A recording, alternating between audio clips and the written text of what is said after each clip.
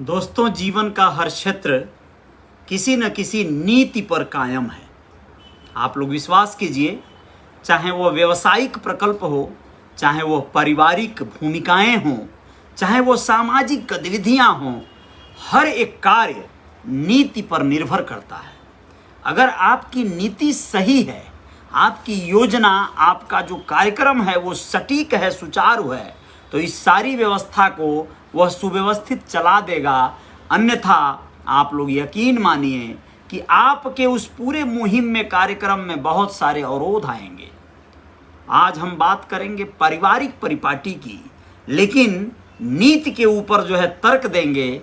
और नीति किसकी होगी? चाणक्य नीति। आप चाणक्य को खूब जानते हैं। उन्होंने जो कारनामे किए हैं दुनिया को, जो उन्होंने चीजें दी हैं, तथ्य दिए हैं, तर्क दिए हैं, वह अपने आप में दुर्लभ हैं और नायाब हैं। नमस्ते, मैं अजय साहनी स्टार हूँ। रियल रिपोर्टर न्यूज का पेज है आपका और आप सभी का स्वागत है, अभिनंदन है। किसी भी स्थिति में रहूं, अच्छा बुरा, बीमार स्वस्थ, लेकिन एक मैंने कोशिश किया है कि हर हाल में आप लोगों से रूबरू होना है, कुछ साझा करना है, कुछ इन्फॉर्मेशन, कुछ बातें, कुछ तर्क। तो आप लोगों को बहुत बहुत धन्यवाद देता हूं और चाहता हूं कि आप लोगों ने ये कारवां यहाँ तक लाया है, आगे भी कायम रहेंगे। हम सब मिलकर कुछ करेंगे, बेहतर करेंगे। दोस्तों, आप लोगों को बताना जरूरी है कि आचार्य चाणक्य अपनी रणनीतियों को लेकर विख्यात हैं। वो चाणक्य ही थे जिन्होंने अपनी नीतियों के दम पर ही एक साधारण से बालक चंद्रगुप्त मौर्य को मगध का सम्राट बना दिया था। आप लोग इस बात को जानते हैं। आचार्य चाणक्य ने अपनी इन नीतियों की समझ के आधार पर ही नीति शास्त्र की रचना की थी। नीति शास्त्र की बातें लोगों को कटु अवश्य लगती हैं, लेकिन यह जीवन की सच्चाई से अवगत कराती हैं। चाणक्य द्वारा रचित नीति शास्त्र में जीवन के हर क्षेत्र में से संबंधित महत्वपूर्ण बातों का जिक्र है।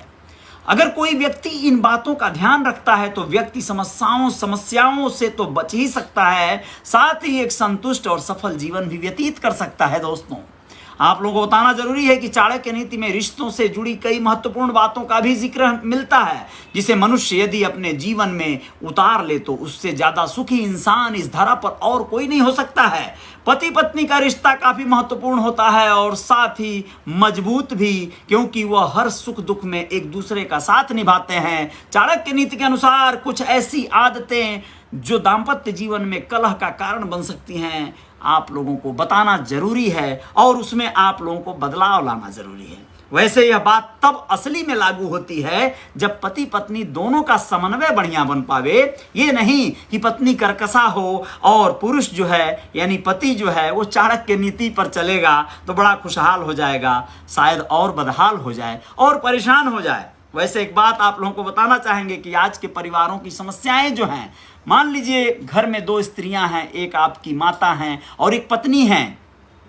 कई बार कलह का कारण इन दोनों के बीच के उठे छोटे छोटे विवाद होते हैं।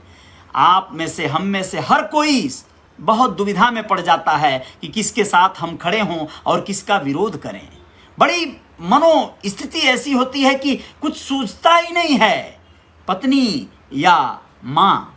आप लोगों को बताना जरूरी है, कई बार आप लोग अपनी पत्नी को धता मत दिखाइएगा, उसे मारिएगा नहीं, गरियाइएगा नहीं, उसका विरोध मत करिएगा।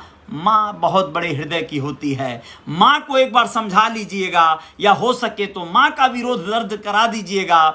वो माँ है, आपको माफ कर देगी। लेकिन यदि आपने माँ के लिए पत्नी का विरोध कर दिया तो पत्नी आपको शायद साफ कर देगी। इसलिए आगे आपको बताना बहुत जरूरी है। चाणक्य नीति के अनुसार पति पत्नी के रिश्तों को गुस्सा बुरी तरह से प्रभावित करता है। दोस्तों, गुस्सा, अब ये पत्नी में आता है कि पति में आता है, ये बात बाद में आएगी, लेकिन गुस्सा सबसे बड़ा दुश्मन है। जब व्यक्ति गुस्से में होता है तो अच्छा या बुरा समझ नहीं पाता और गुस्से में अपना नुकसान कर बैठता है। वैवाहिक जीवन में यही छोटी बड़ी बातें आपको एक अलग तरह का परिणाम देती हैं। दोस्तों, इसलिए व्यक्ति को अपने गुस्से पर काबू रखना चाहिए, चाहे वो पत्नी हो या पति हो। छोटी छोटी बातों में गुस्सा या क्रोध करके रिश्ते को खराब न करें, उस पर जो है सुलह करें, यानी समझौता करें, समझें। कई बार गलतियां किसी से भी हो सकती हैं, पत्नी से हो सकती हैं, पति से हो सकती हैं, लेकिन समझना होगा इस पूरे तथ्य को। आचार्य चाणक्य के अनुसार रिश्ता कोई भी हो, धोखा नहीं होना चाहिए उसमें। वैवाहिक जीवन में तो धोखे की कोई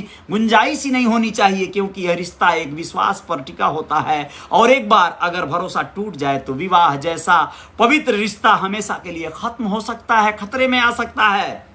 इसलिए हमेशा अपने रिश्ते के प्रति ईमानदार रहें, वफादार रहें, और पति पत्नी दोनों इस कर्तव्य का निर्वहन करें, पालन करें, जरा भी इसमें चूक न करें। कोशिश यही होनी चाहिए। आचार्य चाणक्य के अनुसार पति पत्नी का रिश्ता ऐसा होता है जिसमें एक दूसरे से सुख दुख बांटना चाहिए। इसके लिए एक दूसरे से संवाद करना बहुत आवश्यक हो जाता है। दोस्तों, यदि कोई बात बुरी लग रही है तो उनसे स्पष्ट मन से कहें, मन में न रखें। यदि पति पत्नी एक दूसरे से संवाद स्थापित नहीं करते तो जीवन में कलह होने से कोई रोक ही नहीं सकता है, रिश्ता कमजोर होता चला जाता है। संवाद होना यानी बातों से निस्तारण करिए। अगर कोई बात आपके मन में खटक रही है, किसी की चुगली करनी है, कोई बात करनी है, तो एक दूसरे से कहकर, बड़े पोलाइट तरीके से कहकर भी उससे आप जो है निजात पा सकते हैं, न कि मन में रख के मलाल को ज्यादा बढ़ाया नहीं जाना चाहिए।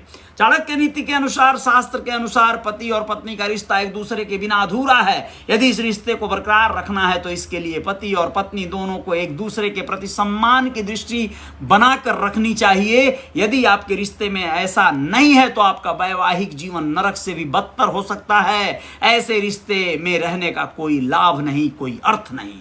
अब आप लोग समझ जाइए, कई बार ऐसा होता है कि मान लीजिए कोई व्यक्ति है, उसे अगर कोई बहुत ऐसी कर्कशा स्त्री से पाला पड़ गया, उसकी पत्नी जो है उसके मन और विचार की नहीं मिली, क्या हो सकता है आप अंदाजा लगाइए।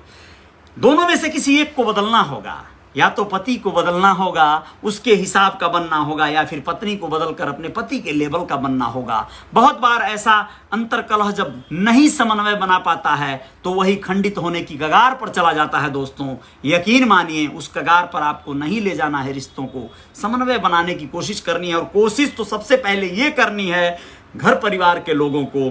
जब भी शादी विवाह के रिश्तों में अपने बच्चों को आप बांधने का प्रयास करिए तो कोशिश करिए कि सही रिश्ता मिले, आपके बच्चे या बच्ची के योग्य उसका पति या पत्नी का जो जोड़ा मिलना है वो सटीक मिले, वरना बहुत ज़्यादा परेशानियां हो सकती हैं, बहुत ज़्यादा आपदाएं आ सकती हैं, जिन आपदाओं से उबरना उन्हें जीवन भर संघर्ष करना पड़ जाएगा। आप लोग बहुत सारे ऐसे उदाहरण देखे होंगे, कई एक लोगों को जो लोग शादी विवाह के बंधन में रहकर भी बहुत ज़्यादा बड़े उद्यम को खड़ा कर दिए। उदाहरण में आप धीरू भाई अंबानी, स्वर्गीय धीरू भाई अंबानी जो गुजरात के एक बड़े उद्यमी थे, देश के सबसे बड़े व्यापारी बनकर उभरे, और आपको बताएं दुनिया के व्यापारियों में शुमार हो गए। उनकी पत्नी कोकिलाबेन आज भी जीवित हैं। वह अपने बच्चों जो मुकेश अंबानी हैं, अनिल अंबानी हैं, उनके साथ रहती हैं। मुकेश अंबानी के साथ रहती हैं, बड़े बेटे के साथ ज़्यादातर वो।